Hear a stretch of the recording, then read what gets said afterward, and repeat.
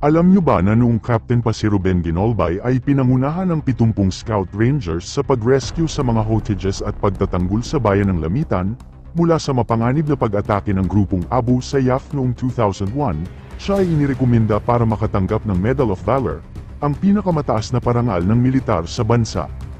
Siya rin ang responsable sa pangunguna sa kanyang mga tauhan sa matagumpay na pagsagip kay Father Nacorda na binihag ng grupong Abu Sayyaf noong 2001.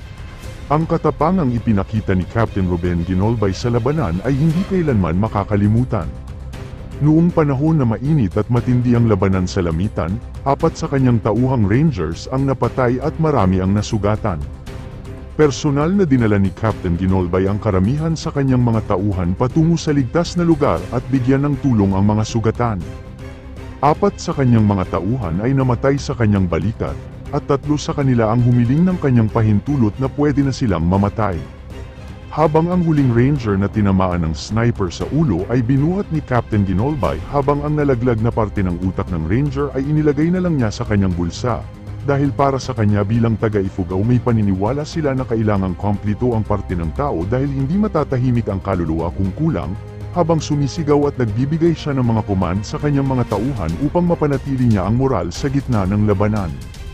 Sa kainitan ng labanan, kahit na marami sa kanyang tauhan ang sugatan, hindi niya inutusan ang kanyang mga tauhan na mag-hold the line. Sa halip, sinabihan niya ang mga ito na ituloy ang pag-atake sa mga kalaban, habang siya ay nakatayong mag-isa sa gitna ng labanan, upang ipakita sa kanyang mga tauhan na hindi siya takot matamaan ng mga sniper at mga mortar ng mga kalaban. Para kay Captain Ginolbay, hindi na iba sa kanya ang kanyang mga tao, kapamilya na ang turing niya sa kanila. Magkakasama sila sa hirap at ginhawa.